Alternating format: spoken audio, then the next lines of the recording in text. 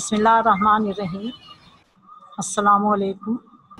IYS की teacher हूँ। उम्मीद करती हूँ कि आप सब खैरियत से होंगे। मुतालिक कुछ हिदायत हैं जिन पर अमल कीजिए। नंबर 1, रफ कॉपी और पेंसिल अपने साथ रखें। नंबर 2, दौरान तदरीस जहन में आने वाले सवालात लिखते रहें। आपके तमाम सवालात के जवाबात लेक्चर के आखिर में दिए जाएंगे। आप अपने कैमरे और माइक को बंद रखेंगे। बंद ना करने की सूरत में आपको रिमूव कर दिया जाएगा। नंबर 3, आप अपना तमाम मशकी काम फेयर कॉपी में कीजिए। हम आज जमात हश्तम का सबक नाम देव माली पढ़ेंगे और समझेंगे। ये आपकी सिंध टेक्स्ट बुक बोर्ड जामशोरों की नहुम जमात की किताब है और इसका सफ़ा नंबर आप 84 खोल लीजिए। आपको स्क्रीन पर जो तस्वीर नज़र आ रही है वो एक मकबरे की इमारत है। किसी कब्र के ऊपर जो इमारत तामीर की जाती है उसे मकबरा कहते हैं। यह मकबरा राबिया दुर्रानी का है। राबिया दुर्रानी मशहूर मुगल बादशाह औरंगजेब की पहली बीवी थी। यह मकबरा मुगलिया तर्ज तामीर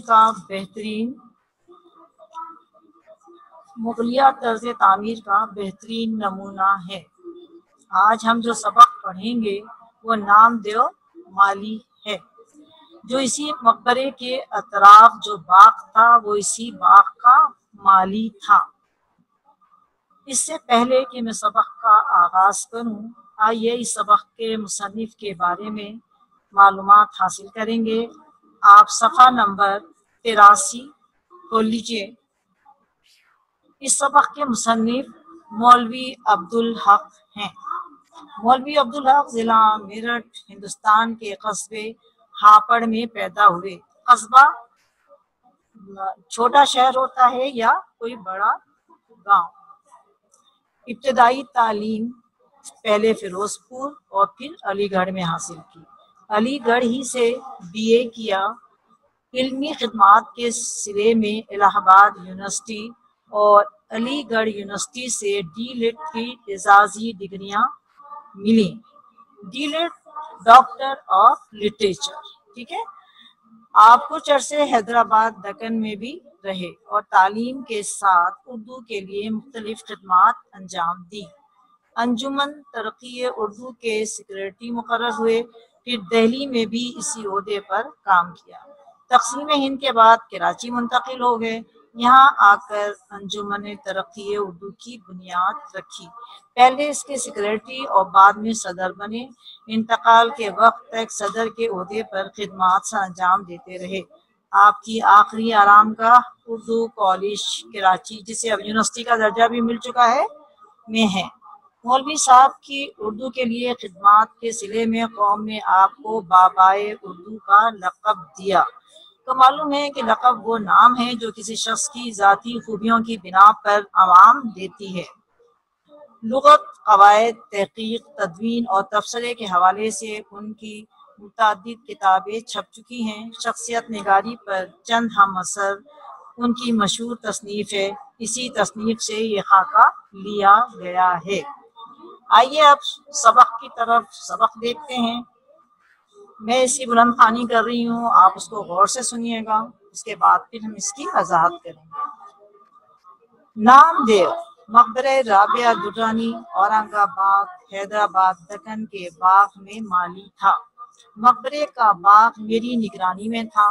मेरे रहने का मकान भी बाग के अहाते ही में था। मैंने अपने बंगले के साथ चमन बनाने का काम नाम देव के सिपुर्द किया। मैं अंदर कमरे में काम करता रहता था। मेरी मेज के सामने बड़ी सी खिड़की थी। इसमें से चमन साफ नजर आता था। लिखते लिखते कभी नजर उठाकर देखता तो नाम देव को अपने काम में मसरूफ पाता। बाज दफा इसकी हरकतें देखकर बहुत ताज्जुब होता। मसलन क्या देखता हूँ कि नामदेव एक पौधे के सामने बैठा, पानी डालकर डोल दुरुस्त की और हर रुख से पौधे को मुड़ मुड़ कर देखा। फिर उल्टे पांव पीछे हटकर इसे देखने लगा। देखता जाता था और मुस्कुराता और खुश होता था। یہ دیکھ کر مجھے حیرت بھی ہوتی اور خوشی بھی۔ اب اس کے مشکل الفاظ دیکھ لیجیے اس کے اندر، نگرانی کرنا، دیکھ بھال کرنا، ٹھیک ہے، انتظام دیکھنا۔ احاطہ چار دیواری کو کہتے ہیں، تعجب حیرت۔ اب آئیے اس کے وضاحت کی طرف۔ نام دیر مقبرہ رابعہ درانی، اورنگ آباد، حیدرآباد دکن کے باغ میں مالی تھا۔ حیدرآباد دکن یہ ہندوستان کا جنوبی ایک شہر ہے۔ دکن ہندی میں جنوب کو کہتے ہیں۔ شمال جیسے ہمارے یہاں شمال، جنوب، مشرق، مغرب ہے، اسی طرح وہاں جو ہے وہ شمال کو اتر، جنوب کو دکن، مشرق کو پورب اور مغرب کو پچھم کہتے ہیں۔ تو یہ ہندوستان کا ایک جنوبی شہر ہے۔ اس باغ میں پوری ایک ریاست تھی یہ حیدرآباد دکن کے نام سے، تو اس کے باغ میں مالی تھا، یعنی پیشے کے اعتبار سے کیا تھا، وہ مالی تھا۔ مقبرے کا باغ میری نگرانی میں تھا۔ مولوی عبدالحق یعنی مصنف کہتے ہیں کہ مقبرے کا جو باغ تھا اس کی نگرانی، اس کی دیکھ بھال، اس کی حفاظت کی ذمہ داری میری تھی۔ میرے رہنے کا مکان بھی باغ کے احاطے ہی میں تھا، یعنی اسی باغ کے اندر ان کی رہائش کا بھی انتظام تھا۔ میں نے اپنے بنگلے کے ساتھ چمن بنانے کا کام نام دیر کے سپرد کیا، یعنی بنگلے کے ساتھ باغ بنانے کا کام، لگانے کا کام انہوں نے نام دیر کے سپرد کر دیا تھا۔ میں اندر کمرے میں کام کرتا رہتا تھا۔ میری میز کے سامنے بڑی سی کھڑکی تھی، اس میں سے چمن یعنی باغ جو ہے وہ صاف نظر آتا تھا۔ لکھتے لکھتے کبھی جب وہ نظر اٹھا کر دیکھتے تھے تو نام دیر اپنے کام میں مصروف ہوتا تھا۔ مصنف کہتے ہیں کہ بعض دفعہ اس کی حرکتیں دیکھ کر مجھے بہت حیرت ہوتی تھی۔ مثلاً میں کیا دیکھتا تھا کہ نام دیر ایک پودے کے سامنے بیٹھا ہے، پانی ڈال کر ڈول درست کی ڈول، وہ ڈبہ کہہ لیں آپ جس سے پانی کنویں سے نکال کر پودوں میں ڈالا جاتا ہے، ہر رخ سے پودے کو مڑ مڑ کر دیکھتا تھا، یعنی چاروں طرف سے پودے کو وہ مڑ مڑ کر دیکھتا تھا، پھر پلٹتا تھا، الٹے پاؤں پیچھے ہٹ کر پھر اسے دیکھنے لگتا تھا، دیکھتا جاتا تھا، مسکراتا اور خوش ہوتا تھا۔ یہ دیکھ کر مجھے حیرت بھی ہوتی اور خوشی بھی، کہ جیسے ایک ماں اپنے اولاد کی پرورش کرتی ہے اور اپنے بچے کی ہر حرکت کو دیکھ کر خوش ہوتی ہے، اسی طرح وہ بھی اپنے پودوں کو دیکھ کر خوش ہوتا تھا۔ آگے دیکھیے اگلا پیراگراف۔ اب مجھے اس سے دلچسپی ہونے لگی، یہاں تک کہ بعض اوقات اپنا کام چھوڑ کر اسے دیکھا کرتا، مگر اسے کچھ خبر نہ ہوتی کہ کوئی دیکھ رہا ہے۔ وہ اپنے کام میں مگن رہتا۔ اس کے کوئی اولاد نہ تھی، وہ اپنے پودوں اور پیڑوں کو ہی اپنی اولاد سمجھتا تھا، اولاد کی طرح ان کی پرورش کرتا، ان کو سرسبز اور شاداب دیکھ کر ایسے ہی خوش ہوتا جیسے ماں اپنے بچوں کو دیکھ کر خوش ہوتی۔ وہ ایک ایک پودے کے پاس بیٹھتا اور ایسا معلوم ہوتا گویا ان سے چپکے باتیں کر رہا ہے۔ جیسے جیسے وہ بڑھتے اور پھولتے پھلتے اس کا دل بھی بڑھتا اور پھولتا تھا۔ ان کو توانا دیکھ کر اس کے چہرے پر خوشی کی لہر دوڑ جاتی۔ کبھی کسی پودے میں اتفاق سے کیڑا لگ جاتا تو اسے بڑی فکر ہوتی، بازار سے دوائیں لاتا اور اس پودے کی ایسی سیوا کرتا جیسے کوئی ہمدرد اور نیک دل ڈاکٹر اپنے عزیز بیمار کی کرتا ہے۔ ہزار جتن کرتا اور اسے بچا لیتا، جب تک وہ تندرست نہ ہو جاتا اسے چین نہ آتا۔ آئیے اس کے الفاظ معنی دیکھ لیجئے۔ اس میں ایک ہے سیوا۔ سیوا کے معنی ہیں خدمت کرنا، ہندی کا لفظ ہے سیوا کرنا، خدمت کرنا۔ جتن تدبیر، پھولتے پھلتے یعنی بڑھتے دیکھ کر۔ آئیے اب اس کی وضاحت کی طرف۔ یعنی مصنف کہتے ہیں کہ وہ جتنی لگن سے وہ کام کرتا تھا، جس طرح پودوں کو دیکھتا تھا، جس طرح ان کا خیال کرتا تھا، جس طرح ان کو پانی دیتا تھا، تو اس کے کام کو دیکھ کر مجھے اس میں بڑی دلچسپی ہونے لگی۔ بعض اوقات میں اپنا کام چھوڑ دیتا تھا اور کام چھوڑ کر اس کو تکتا رہتا تھا یا اسے دیکھتا رہتا تھا، لیکن وہ اپنے کام میں اتنا مصروف ہوتا تھا کہ اسے کچھ پتہ ہی نہیں چلتا تھا کہ کوئی اس کو دیکھ رہا ہے۔ اس کے کوئی اولاد نہ تھی، وہ اپنے پودوں اور پیڑوں ہی کو اپنی اولاد سمجھتا تھا، یعنی اس کے کوئی بچے نہیں تھے تو وہ اپنے پودوں اور پیڑوں کو ہی اپنے بچوں کی طرح، اپنی اولاد کی طرح سمجھتا تھا۔ اور جس طرح ایک ماں باپ اپنے بچوں کی پرورش کرتے ہیں، اسی طرح وہ اپنے پیڑ پودوں کی بھی پرورش کرتا تھا اور ان کو سرسبز اور شاداب دیکھ کر ایسا ہی خوش ہوتا جیسے ماں اپنے بچوں کو دیکھ کر خوش ہوتی ہے۔ جس طرح ماں اپنے بچوں کی پرورش کرتی ہے، بچے بڑھتے ہیں پھلتے ہیں، تو اسی طرح وہ بھی اپنے باغ کو سرسبز و شاداب دیکھ کے، ہرا بھرا دیکھ کر ایسے ہی خوش ہوتا تھا جیسے ماں اپنے بچوں کو دیکھ کر خوش ہوتی ہے۔ وہ ایک ایک پودے کے پاس بیٹھتا اور ایسا معلوم ہوتا گویا ان سے چپکے چپکے باتیں کر رہا ہے۔ جیسے جیسے وہ بڑھتے اور پھولتے پھلتے اس کا دل بھی بڑھتا اور پھولتا تھا۔ ان کو توانا دیکھ کر اس کے چہرے پر بھی خوشی کی لہر دوڑ جاتی۔ ظاہر ہے آپ بھی بیٹا اگر گھر میں کوئی پودا لگاتے ہیں، اس میں پانی دیتے ہیں، کھاد دیتے ہیں، جیسے جیسے وہ بڑے ہوتے ہیں تو آپ کی کو بھی اسے دیکھ کر خوشی ہوتی ہے۔ کبھی کسی پودے میں اتفاق سے کیڑا لگ جاتا تو اسے بڑی فکر ہوتی، جس طرح بچہ بیمار ہوتا ہے تو ماں باپ کو بھی بڑی فکر ہوتی، اسی طرح پودے میں بھی کبھی کیڑا لگ جاتا تھا تو اسے بھی بڑی فکر ہوتی تھی۔ بازار سے دوائیں لاتا، اس پودے کی ایسی سیوا کرتا، یعنی ایسی خدمت کرتا جیسے کوئی ہمدرد اور نیک دل ڈاکٹر اپنے عزیز بیمار کی، یعنی کوئی ایسا بیمار جو اس کا کوئی عزیز ہے اس کو بہت پیارا ہے تو اس کی خدمت کرتا ہے، اسی طرح وہ بھی اپنے پودوں کی ایسی ہی خدمت کرتا تھا۔ ہزار جتن کرتا، یعنی ہزاروں تدبیر اختیار کرتا اور بالآخر اسے بچا لیتا تھا، اور جب تک وہ تندرست نہ ہو جاتا اسے کسی بھی صورت میں سکون نہیں آتا تھا۔ اگلا پیراگراف دیکھیے۔ باغوں میں رہتے رہتے اسے جڑی بوٹیوں کی بھی شناخت ہو گئی تھی، خاص کر بچوں کے علاج میں اسے بڑی مہارت تھی۔ وہ خود بھی صاف ستھرا رہتا تھا اور ایسے ہی اپنے چمن کو بھی رکھتا۔ کیا مجال جو کہیں گھاس پھوس یا کنکڑ پتھر پڑا رہے، غرض سارے چمن کو آئینہ بنا رکھا تھا۔ اب معنی دیکھ لیں اس کے، مہارت یعنی واقفیت، آئینہ بنا رکھا تھا یعنی صاف ستھرا، یہاں آئینہ بنانے سے مطلب ہے بہت اس کو صاف ستھرا اس نے رکھا ہوا تھا۔ اب اس کی وضاحت دیکھیے۔ باغوں میں رہتے رہتے اسے جڑی بوٹیوں کی بھی شناخت ہو گئی تھی، کیونکہ ساری اس کا عمر کا بیشتر حصہ پیڑ پودوں کے درمیان تھا، لہذا اسے جڑی بوٹیوں کی بھی پہچان ہو گئی تھی۔ خاص کر کے اسے بچوں کے علاج میں بڑی مہارت تھی، بہت واقفیت تھی۔ کوئی بھی بچوں کے علاج کے بارے میں اس سے دوائیں پوچھتا تھا تو وہ بتا دیتا تھا کہ کون سی جڑی بوٹی جو ہے بچوں کے کس علاج میں کام آئے گی۔ وہ خود بھی صاف ستھرا رہتا تھا اور ایسے ہی اپنے چمن کو بھی رکھتا تھا۔ کیا مجال کہ جو کہیں گھاس پھوس یا کنکڑ پتھر پڑا رہے، وہ سب کچھ صاف ستھرا کر کے رکھتا تھا، کوئی چیز وہاں پہ بیکار وہاں پہ پڑی رہنے نہیں دیتا تھا، غرض کہ اس نے سارے باغ کو آئینے کی طرح صاف ستھرا بنا کے رکھا ہوا تھا۔ اگلا پیراگراف دیکھیے۔ باغ کے دروغہ عبدالرحیم خان خود بھی بڑے کارگزار اور مستعد شخص ہیں اور دوسروں سے بھی کھینچ تان کر کام لیتے ہیں۔ اکثر مالیوں کو ڈانٹ ڈپٹ کرنی پڑتی ہے، ورنہ ذرا بھی نگرانی میں ڈھیل ہوئی ہاتھ پر ہاتھ رکھ کر بیٹھ کے یا سائے میں جا لیتے، لیکن نام دیو کو کبھی کچھ کہنے سننے کی نوبت نہ آئی۔ وہ اپنے کام میں لگا رہتا، نہ ستائش کی تمنا نہ صلے کی پرواہ۔ اب آ جائیے اس کے معنی کی طرف۔ دروغہ نگراں کو کہتے ہیں، محافظ کو کہتے ہیں۔ کارگزار کام انجام دینے والا، مستعد چاق و چوبند، کھینچ تان کر کام لیتے تھے، بڑی مشکل سے کام۔ ڈھیل کے معنی ہیں سستی دکھانا، نوبت باری، ستائش تعریف و توصیف، صلہ اجر انعام۔ ٹھیک ہے۔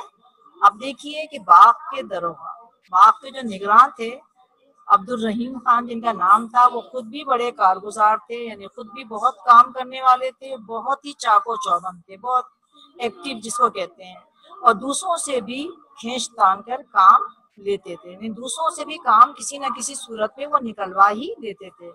اکثر مالیوں کو ڈانٹ ڈپٹ کرنی پڑتی ہے، ورنہ ذرا بھی نگرانی میں ڈھیل ہوئی، یعنی مالیوں کو ڈانٹ ڈپٹ نہیں کرو تو وہ ذرا سا بھی ڈھیل ہوئی دیکھ بھال میں وہ فوراً آرام کرنے بیٹھ جاتے ہیں، سستی دکھاتے ہیں، سائے میں جا کے آرام کرنے لگتے ہیں، لیکن نام دیو کو کبھی کچھ کہنے سننے کی ضرورت پیش نہیں آئی۔ وہ اپنے کام میں لگا رہتا تھا، اس کو آرام کی ضرورت نہیں تھی، وہ جتنا بھی وقت تھا وہ پیڑ پودوں کی ہی نظر کرتا تھا، اسے نہ کسی تعریف کی تمنا تھی نہ ہی کسی انعام کی۔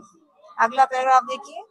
ایک سال بارش بہت کم ہوئی، کنوؤں میں پانی برائے نام رہ گیا، باغ پر آفت ٹوٹ پڑی، بہت سے پودے اور پیڑ تلف ہو گئے، جو بچ رہے وہ مرجھائے ہوئے تھے، لیکن نام دیو کا چمن ہرا بھرا تھا۔ وہ دور دور سے ایک ایک گھڑا پانی سر پر اٹھا کے لاتا اور پودوں کو سینچتا۔ جب پانی کی قلت اور بڑھی تو اس نے راتوں کو بھی پانی ڈھو ڈھو کر لانا شروع کیا۔ پانی کیا تھا؟ یوں سمجھیں کہ آدھا پانی اور آدھی کیچڑ ہوتی تھی، لیکن یہی گدلا پانی پودوں کے حق میں آب حیات تھا۔ آئیے اب اس کے معنی دیکھیے۔ آفت ٹوٹ پڑی یعنی باغ پر مشکل آ پڑی۔ تلف کے معنی ہے برباد ہو جانا۔ پودوں کو سینچنا یعنی پودوں کو پانی دینا۔ راتوں کو بھی اس نے پانی ڈھو ڈھو کر لانا شروع کیا، ڈھو ڈھو کے لانا، بھر بھر کے لانا۔ گدلا پانی وہ پانی جس میں مٹی ملی ہوئی ہو، آب حیات تھا ان کے لیے، وہ پانی ان کے لیے زندگی تھا۔ یعنی یہ بتایا جا رہا ہے اس پیراگراف میں کہ ایک سال بارش بہت کم ہوئی، کنووں میں پانی برائے نام رہ گیا، یعنی کنووں کا پانی جو ہے خشک ہو گیا۔ اور جب کنووں میں اس زمانے میں کنویں ہی ہوتے تھے جس سے پودوں کو باغ کو سینچا جاتا تھا، تو باغ میں جب پانی نہ ملے تو آپ کو پتا ہے کہ پودے خشک ہو جاتے ہیں، سوکھ جاتے ہیں، مرجھا جاتے ہیں۔ اس کی وجہ سے بہت سارے پیڑ پودے جو ہیں ختم ہو گئے تھے، خراب ہو گئے تھے، جو بچ رہے تھے وہ بھی مرجھائے ہوئے تھے، یعنی ان کے اندر بھی زندگی کی رمق باقی نہیں تھی، لیکن نام دیو کا چمن ہرا بھرا تھا۔ وہ دور دور سے ایک ایک گھڑا پانی کا سر پر اٹھا کے لاتا اور پودوں کو سینچتا تھا۔ اس کے باغ کو ہرا بھرا رہنے کی وجہ کیا تھی کہ وہ خود محنت کرتا تھا، دور دراز کے علاقوں سے جہاں اس کو پانی ملتا تھا وہ لے کے آتا اور اپنے پودوں کو پانی دیتا تھا۔ جب پانی کی قلت اور بڑھی تو اس نے راتوں کو بھی ڈھو ڈھو کے لانا شروع کیا، یعنی جب پانی اور زیادہ ختم ہو گیا، بالکل سوکھ گیا کنووں میں پانی، تو وہ راتوں کو ادھر ادھر سے پانی تلاش کر کے لاتا تھا اور لا کے اپنے پودوں کو سینچتا تھا۔ پانی کیا تھا؟ یوں سمجھے آدھا پانی اور آدھی کیچڑ ہوتی تھی، یہی گدلا پانی پودوں کے حق میں آب حیات تھا۔ یعنی وہ صاف ستھرا پانی نہیں ہوتا تھا، کیچڑ ملا ہوا، مٹی ملی ہوئی پانی تھا، لیکن پودوں کے لیے ظاہر پودے مٹی میں ہی ہوتے ہیں، لہٰذا یہ پودے بھی پانی بھی پودوں کے لیے زندہ رہنے کا سبب تھا۔ میں نے اس بے مثل کارگزاری پر اسے انعام دینا چاہا، اس نے لینے سے انکار کر دیا۔ شاید اس کا کہنا ٹھیک تھا کہ اپنے بچوں کے پالنے پوسنے میں کوئی انعام کا مستحق نہیں ہوتا، کارگزاری کام انجام دینا، یعنی اتنا محنتی تھا، دل لگا کے کام کرتا تھا۔ تو مصنف کہتے ہیں کہ میں نے اس کو چاہا کہ میں اس کو انعام دوں، لیکن اس نے انعام لینے سے انکار کر دیا کہ اپنے بچوں کو پالنے پوسنے میں، پڑھانے میں کوئی بھی انعام کا حقدار مستحق نہیں ہوتا، حقدار نہیں ہوتا۔ آگے دیکھیے، جب اعلیٰ حضرت حضور نظام کو اورنگ آباد کی خوشگوار آب و ہوا میں باغ لگانے کا خیال ہوا تو یہ کام ڈاکٹر سید سراج الحسن، نواب سراج یار جنگ بہادر ناظم تعلیمات کو تفویض ہوا۔ ڈاکٹر صاحب کا ذوق باغبانی مشہور تھا۔ مقبرہ رابعہ درانی اور اس کا باغ جو اپنی ترتیب و تعمیر کے اعتبار سے مغلیہ باغ کا بہترین نمونہ ہے، مدت سے ویران اور سنسان پڑا تھا۔ آج ڈاکٹر صاحب کی بدولت سرسبز و شاداب اور آباد نظر آتا ہے۔ جب اعلیٰ حضرت حضور نظام کو، اصل میں حیدرآباد دکن میں جن لوگوں نے حکمرانی کی ان کو نظام کہا جاتا ہے۔ یہاں پر تقریباً 7 حکمراں ایسے گزرے ہیں جنہیں نظام کہا جاتا ہے۔ انہوں نے اورنگ آباد کی خوشگوار آب و ہوا میں جب باغ لگانے کا خیال پیدا ہوا تو یہ کام جو ہے وہ ڈاکٹر سید سراج الحسن، نواب سراج یار جنگ بہادر، یہ خطاب ہے جو سید سراج الحسن کا تھا، اور جو ناظم تعلیمات بھی تھے، یعنی تعلیم کا سارا انتظام دیکھتے تھے، تو ان کے وہ تفویض ہوا، ان کے سپرد کیا گیا یا ان کے حوالے کیا گیا۔ ڈاکٹر صاحب کا ذوق باغبانی بہت مشہور تھا، یعنی وہ باغبانی میں کا شوق رکھتے تھے، بہت شوق تھا انہیں باغبانی کا، لہٰذا ان کے ذمہ یہ ذمہ داری لگائی گئی کہ اس باغ کو نئے سرے سے لگایا جائے۔ مقبرہ رابعہ درانی اور اس کا باغ جو اپنی ترتیب و تعمیر کے اعتبار سے مغلیہ باغ کا بہترین نمونہ ہے، مدت سے ویران اور سنسان پڑا تھا۔ آپ نے تصویر بھی دیکھی ہوگی ابتدا میں، جو اتنا سرسبز، اتنا خوبصورت نظر آ رہا ہے، تو یہ کس کی بدولت ہے؟ یہ ڈاکٹر سید سراج الحسن کی بدولت ہی یہ اتنا آج سرسبز و شاداب نظر آتا ہے۔ डॉक्टर साहब को आदमी पर, अगला पैराग्राफ देखिए, डॉक्टर साहब को आदमी पर रखने में भी कमाल था। वो नामदेव के बड़े कदरदान थे। इससे मकबरे से शाही बाग में ले गए। कई कई निगरानी कार और बीसियों माली डॉक्टर साहब के शाही बाग को हकीकत में शाही बाग बनाना चाहते थे। यहाँ भी नामदेव का वही रंग था। इसने ना फन बागबानी की कोई कहीं तालीम पाई थी, ना ही इसके पास कोई सनद या डिप्लोमा था। अलबत्ता काम की धुन थी, काम से सच्चा लगाव था और उसी में उसकी जीत थी। बस ये था और इसका काम। मीनिंग्स, मायने देखिए, परखना, पहचानना, कदरदान, कदर करने वाला। उसके बाद धुन, लगन, सनद या डिप्लोमा यानी सर्टिफिकेट को कहते हैं। अब देखिए, डॉक्टर साहब को आदमी पर रखने में, यानी वो बहुत पहचानते थे आदमियों को, उनको बड़ा कमाल हासिल था। वो नामदेव के बड़े कदरदान थे, नामदेव की बड़ी इज्जत करते थे, इसलिए वो उसे मकबरे से उठाकर शाही बाग में ले गए। कई कई निगरान कार और बीसियों माली भी वहां थे, लेकिन नामदेव का वही रंग था, यानी इसने ना तो फन बागबानी की कहीं से तालीम हासिल की थी, ना ही उसके पास कोई सनद या डिप्लोमा था, लेकिन उसके बावजूद उसमें काम की लगन थी, धुन थी, उसको काम से सच्चा लगाव था, यानी उसे अपने काम से बेइंतहा मोहब्बत थी।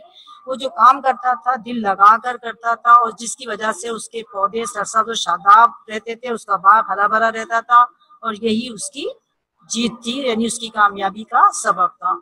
एक दिन नामालूम क्या बात हुई कि शहद की मक्खियों की यूरिश हुई। सब माली भाग भाग कर छुप गए। नामदेव काम में लगा रहा। इसे क्या मालूम था कि कज़ा इसके सर पर खेल रही है।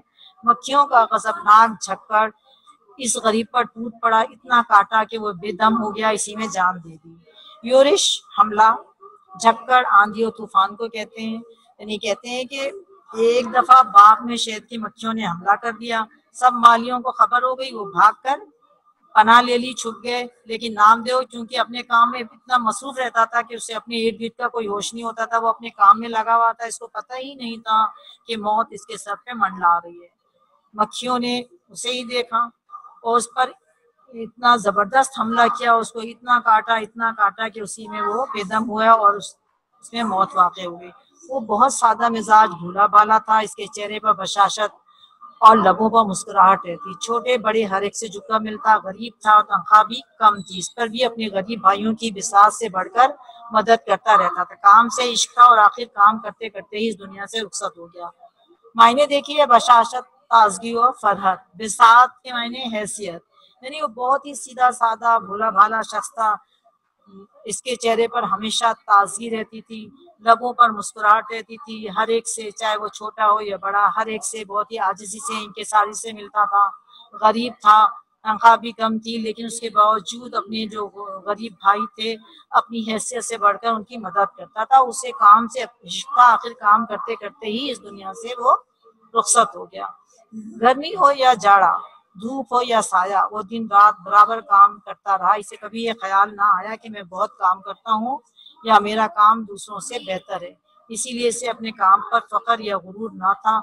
सबको अच्छा समझता था, सबसे मोहब्बत करता था, गरीबों की मदद करता, वक्त पर काम करता, आदमियों, जानवरों और पौधों की खिदमत करता। यानी यहाँ बताया जा रहा है कि वो गर्मी हो या सर्दी, धूप हो या साया हो, उसे इससे कोई फर्क नहीं पड़ता था। उसको सिर्फ काम करने की लगन थी। वो दिन रात काम करता रहता था। कभी उसके अंदर इस पर कोई गुरूर और तकब्बुर नहीं था कि मैं बहुत ज्यादा काम करता हूँ या दूसरों से बहुत मुख्तलिफ काम करता हूँ। हर एक की मदद करता था, हर एक के वक्त पे काम आता था, चाहे वो इंसान हो, जानवर हो या पौधे, हर एक की खिदमत करता था। अब बेटा ये आखिरी पैराग्राफ है, जरा देखिएगा, खास तौर से ये पैराग्राफ। जब कभी मुझे नामदेव का ख्याल आता है तो मैं सोचता हूँ नेकी क्या है और बड़ा आदमी किसे कहते हैं। हर शख्स में कुदरत ने कोई ना कोई सलाहियत रखी है। इस सलाहियत को दर्जे कमाल तक पहुँचाने में सारी नेकी और बड़ाई है। लेकिन दर्जे कमाल तक पहुँचने की कोशिश ही में इंसान इंसान बनता है। हिसाब के दिन जब अमाल की जांच पड़ताल होगी तो खुदा पूछेगा कि मैंने जो इस्तिताअत तुझ में वदियत की थी इसे कमाल तक पहुंचाने और इससे काम लेने में तूने क्या किया, और खल्कुल्लाह को इससे क्या फैज़ पहुंचाया। अगर नेकी और बड़ाई का ये मेयार है तो नामदेव नेक भी था और बड़ा भी। महफूज है, ये इनकी किताब है, शख्सियत निगारी पर चंद हम असर, उसी से ये आपका सबक लिया गया है। अब देखिए आप, इस्तेदाद استعداد کے معنی ہے صلاحیت، ودیت کے معنی ہے حوالے کرنا، دینا، ٹھیک ہے نا. یعنی مصنف کہتے ہیں کہ جب مجھے کبھی نام دے کا خیال آتا ہے تو میں سوچتا ہوں نیکی کیا ہے، کسے کہتے ہیں نیکی، اور بڑا آدمی کسے کہتے ہیں. ہر شخص میں قدرت نے کوئی نہ کوئی صلاحیت رکھی ہے. اس صلاحیت کو درجہ کمال تک پہنچانا یعنی بلندی تک پہنچانا یا عروج تک پہنچانے میں ہی ساری نیکی اور بڑائی ہے. یعنی اللہ تعالیٰ نے ہر انسان کے اندر کوئی نہ کوئی خوبی رکھی ہے. اگر انسان اس اپنی خوبی کو، اس صلاحیت کو پہچان لے اور اس کو بلندی تک لے جائے تو اسی میں ساری نیکی اور بڑائی ہے. لیکن درجہ کمال تک پہنچنے کی کوشش ہی میں انسان بنتا ہے. جب ہم اس کو بلندی تک پہنچاتے ہیں تبھی ہم انسان بنتے ہیں. حساب کے دن جب اعمال کی جانچ پڑتال ہوگی، پوچھ گچھ ہوگی، تو اللہ تعالیٰ ضرور اپنے بندے سے پوچھے گا کہ میں نے تجھ میں جو صلاحیت دی تھی اسے تو نے بلندی تک پہنچانے اور اس سے کام لینے میں کیا کیا، یعنی اس صلاحیت سے تو نے مخلوق خدا کو کتنا فائدہ پہنچایا. اگر انسان اپنی دیوی اللہ تعالیٰ کی طرف سے دیوی صلاحیت سے مخلوق خدا کی خدمت کرتا ہے تو یہی نیکی ہے، یہی بڑائی ہے.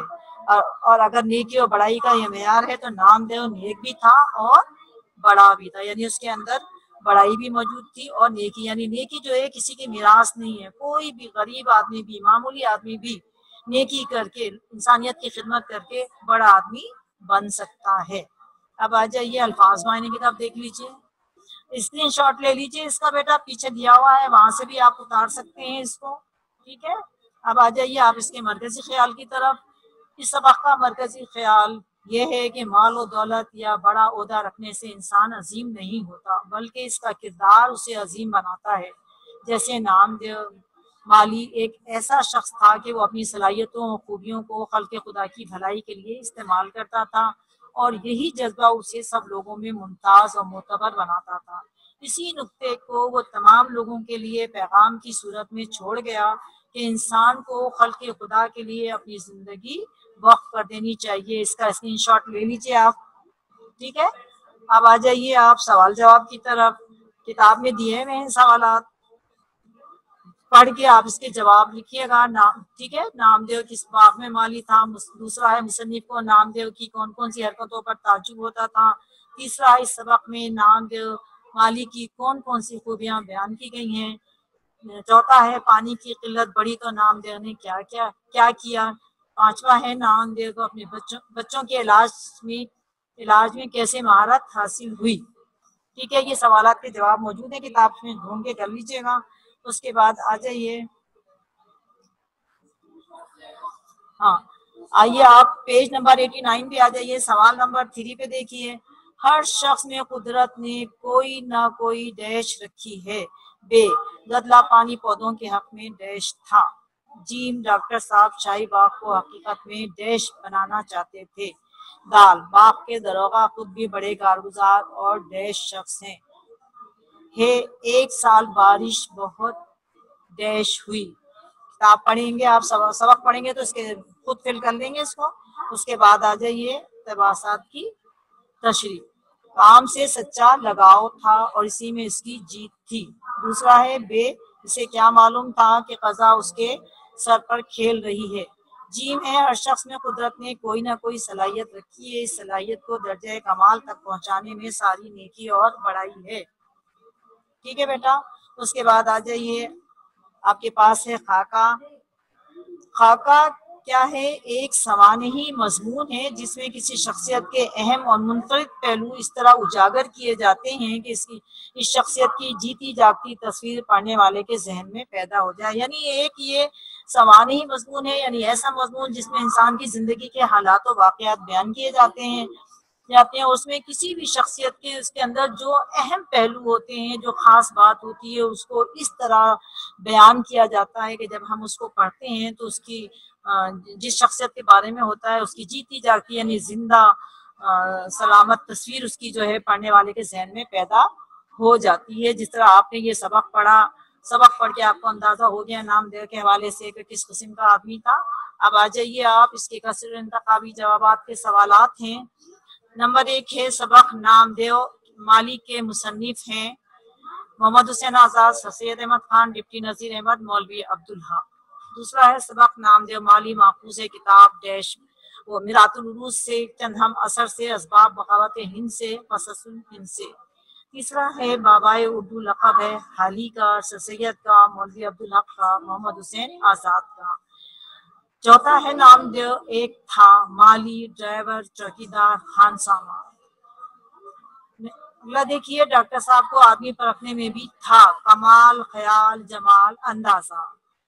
6 ہے چھٹا، نام دیو نے سارے چمن کو آئینہ بنا رکھا تھا۔ اس جملے میں آئینہ بنانے کا مطلب ہے خوبصورت بنا دینا، رنگوں سے سجا دینا، صاف ستھرا کر دینا، نرم و نازک کر دینا۔ 7واں ہے ماں اپنے بچوں کو دیکھ کر ہوتی ہے ناراض، خوش، افسردہ، ملول۔ نام دیو غریب تھا اور تنخواہ بھی کم تھی، زیادہ تنخواہ بھی تھی، زیادہ، کم، بہت زیادہ، بہت کم۔ اچھا، اب اس کے بعد آپ اس کے گھر کا کام ہے کہ مشق میں جو سوالات دیے ہیں ابھی میں نے آپ کو پڑھ کے بتایا ہے، اس کو آپ فیئر کاپی میں کیجیے گا۔ سطور کی تشریح کی بھی وضاحت کرنی ہے، کتاب میں جو موجود ہے کر دیجیے گا۔ اگلا جو ہمارا اب اگلی جو کلاس ہوگی وہ ہم مضمون وہ گرامر کی ہوگی، ٹھیک ہے، اس میں ہم گرامر پڑھیں گے۔ اللہ حافظ، تھینک یو، اللہ حافظ۔